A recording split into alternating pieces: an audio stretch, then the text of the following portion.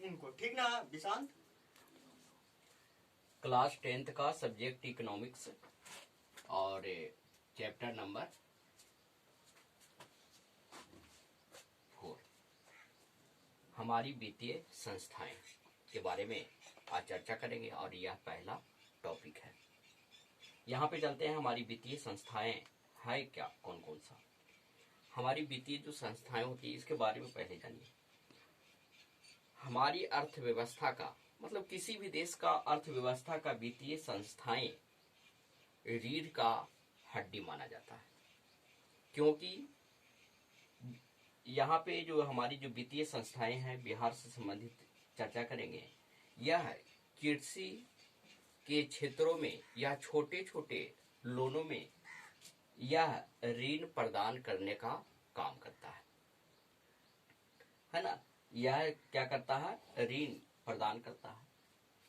साथ ही साथ यह साख का भी बढ़ावा देता है, जिसके चलते जितना साख होगा उतना ही ज्यादा वहां पे के लोगों को ज्यादा से ज्यादा रोजगार को मुहैया करवाया जा सकता है। हमारी वित्तीय संस्थाएं में बिहार में बिस्कोमान है।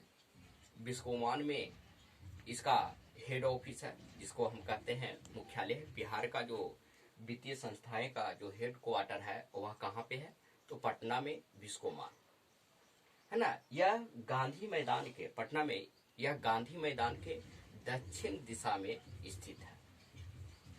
यह प्रश्न पूछ देता है कि बिस्कोमान कहाँ स्थित है, तो बिस्कोमान पटना में स्थित है और गांधी मैदान के दक्षिण दिशा में स्थित है। यह जो वित्तीय संस्थान है यह कृषि कार्य करने के लिए या छोटे छोटे रोजगार करने के लिए यह वित्त प्रदान करता है, ऋण प्रदान करने का काम करता है। यह जो वित्तीय जो संस्थाएं हैं वह सिर्फ बिहार में नहीं है, बल्कि जैसे बिहार में बिस्कोमान है, इसी के तर्ज पे आपको अन्य राज्यों में भी ऐसी संस्थाओं को बनाया गया है और वहां पर भी जो कृषि कार्य करते हैं, किसान वर्ग हैं, है ना, मजदूर वर्ग हैं, या उसके बाद कृषि कार्य करते हैं, मत्स्य पालन करते हैं, कुक्कुट पालन करते हैं, है ना, मुर्गी फार्म का पालन करते हैं, बकरी पालन करते हैं, यह सभी को ऋण प्रदान करने का कार्य करता है। सभी जगह ऋण प्रदान करने का क्या करता है, कार्य करता है। उसके बाद इस संस्थाओं में कई प्रकार के होते हैं। वित्तीय संस्थान जो होते हैं मुख्यतः 4 प्रकार के होते हैं, जिसमें वित्तीय संस्थानें आते हैं, सरकारी वित्तीय संस्थानें आते हैं, अर्ध सरकारी वित्तीय संस्थान होते हैं, है ना।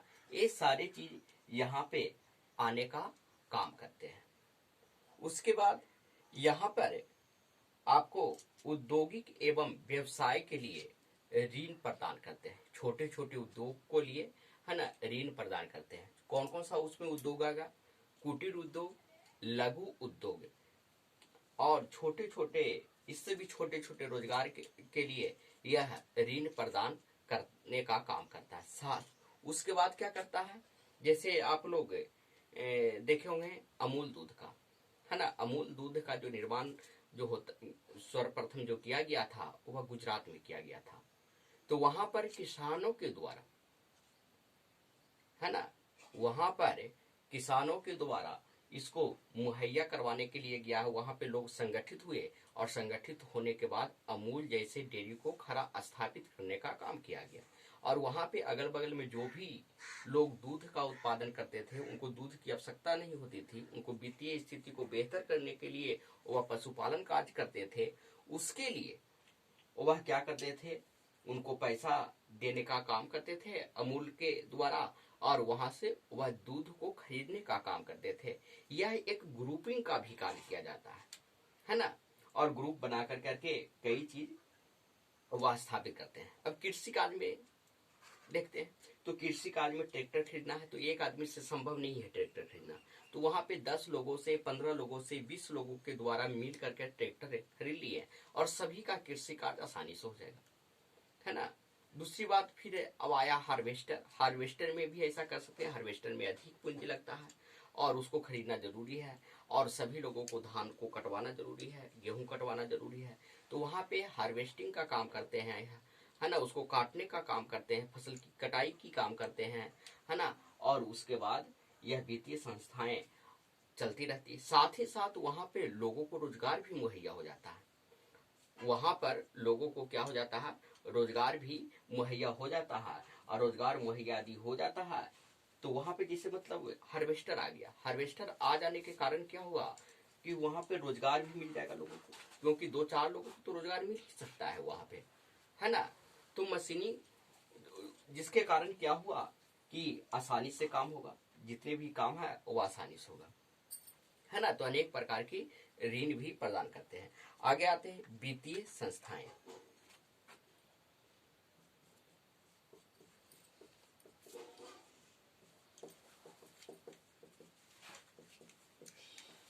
है ना, वित्तीय संस्थाएं के अंतर्गत पहला जो होगा वह क्या होगा, वित्तीय, पहला होगा वित्तीय संस्थाएं, दूसरा होगा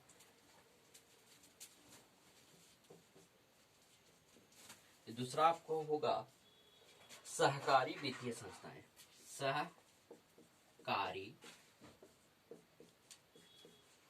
वित्तीय संस्थाएं। उसके बाद आप लोग देखिएगा तीसरा अर्ध सरकारी,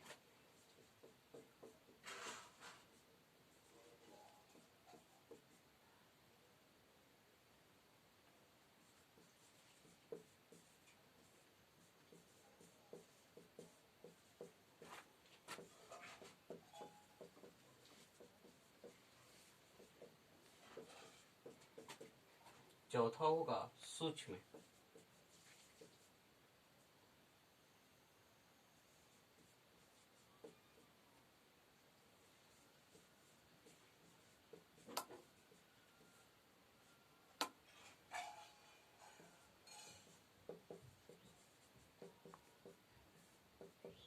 ये सभी के सभी क्या करते हैं, ऋण प्रदान करने का काम करते हैं, है ना। क्या करते हैं, ऋण को प्रदान करने का काम करते हैं, है ना।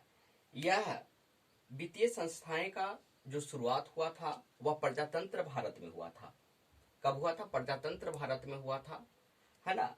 जिस समय हमारा भारत गुलाम था उसी समय वित्तीय संस्थाएं का स्थापना भारत में हो चुका था।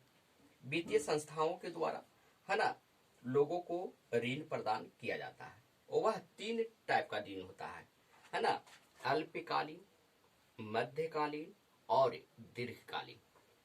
अल्पकालीन, मध्यकालीन और दीर्घकालीन ऋण प्रदान करने का काम किया जाता है ना, वित्त प्रदान करने का काम किया जाता है। उसके बाद है सहकारी वित्तीय संस्थाएं। सहकारी, सहकारी का मतलब होता है कि यह जो कंपनी होता है वह गवर्नमेंट का होता है ना, सरकारी होता है, जिसमें बैंकिंग संस्थाएं सारी चलाते हैं, जैसे SBI हो गया, PNB हो गया, उसके बाद केनरा बैंक हो गया, OBC हो गया, है ना, oriental bank of commerce, Indian bank हो गया। ये जितने भी बैंक हैं वह सभी सरकारी बैंक के अंतर्गत आते हैं, है ना। अर्ध सरकारी वित्तीय संस्थाएं वैसी संस्थाएं जो कुछ जो शेयर होता है वह सरकार का होता है और कुछ शेयर जो होता है वह भारत के नागरिक का होता है, उसे हम अर्ध सरकारी वित्तीय संस्थाएं कहते हैं। चौथा होता है सूक्ष्म वित्तीय संस्थाएं। सूक्ष्म का होता है मतलब होता है छोटा, है ना, छोटा वित्तीय संस्थाएं होती है और इस संस्थाओं के द्वारा छोटी मोटी ऋण को प्रदान किया जाता है। इससे कितना किया जाता है, छोटी मोटी ऋण का प्रदान किया जाता है ना। सहकारी वित्तीय संस्थाएं को बताने का मुख्य रूप से जो काम किया था वह इंदिरा गांधी किया था। इंदिरा गांधी ने 1969 ईस्वी में है ना, 14 बैंकों का राष्ट्रीयकरण किया गया था। फिर 1975 ईस्वी में, है ना, 5 बैंकों का राष्ट्रीयकरण किया गया था, है ना। तो टोटल इंदिरा गांधी ने 19 बैंकों का क्या किया गया था, क्या किया था, सरकारीकरण करने का काम किया गया था, है ना। लेकिन आप लोग का जो ऑप्शन में जो आएगा यही आएगा 1969 ईस्वी में। जितने भी यहाँ पे आप वित्तीय संस्थाएं देख रहे हैं, है ना, वित्तीय संस्थाएं हो गया या सरकारी वित्तीय संस्थाएं हो गया या अर्ध सरकारी वित्तीय संस्था हो गया या सूक्ष्म वित्तीय संस्था हो गया, ये सभी को रिकमेंडेशन करने के लिए जो काम, कंट्रोल करने का जो काम करता है वह आरबीआई करता है। कौन करता है? आरबीआई करता है। आरबीआई का फुल फॉर्म क्या होता है? Reserve bank of India. कौन होता है? रिजर्व बैंक ऑफ इंडिया के द्वारा किया जाता है ना। जितने भी वित्तीय संस्थान है सभी का रिकमेंडेशन करने का काम आरबीआई के द्वारा किया जाता है। और आरबीआई को बैंकों का बैंक भी कहा जाता है। आरबीआई को क्या कहा जाता है? बैंकों का, है ना, बैंकों का बैंक भी कहा जाता है।